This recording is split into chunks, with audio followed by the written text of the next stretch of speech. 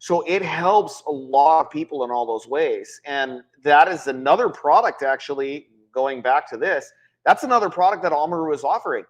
There is a product that they offer that's just called mushroom. That is the product. That's what it's called. And it's made out of a truffle that contains a very low amount of psilocybin in it. So they use it by extracting those mushrooms and a few other things. They extract that mushroom, and now it's a portable microdose. And it's legal.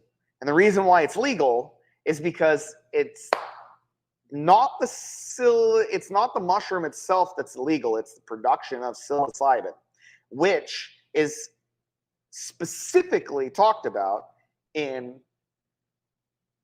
law. So like they talk about, if it's in a mushroom. So if the mushroom is there, that is considered to be growing psilocybin mushrooms, and therefore it is illegal.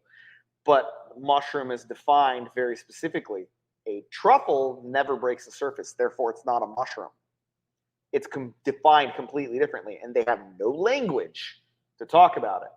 So the fact that they use these truffles and they do it at a very, it's at a very low level and everything else makes it legal. They can carry it. It is something that is capable. Now, a lot of stores don't want to touch it because it's kind of technically in a gray area.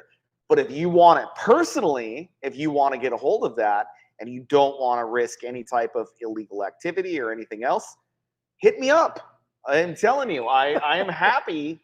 I am happy to hook you up with this company. This is Amaru I'm talking about, and this company is amazing. I'm going to have a discount code next week, maybe the week after, and I'm going to be able to start handing that out to people and hooking them up directly with this company. And they're not going to have a normal, easily findable link.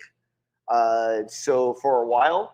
And I think that is good because it allows all the people who are helping them promote and helping them build be able to get in on the ground floor. Keep it within the network.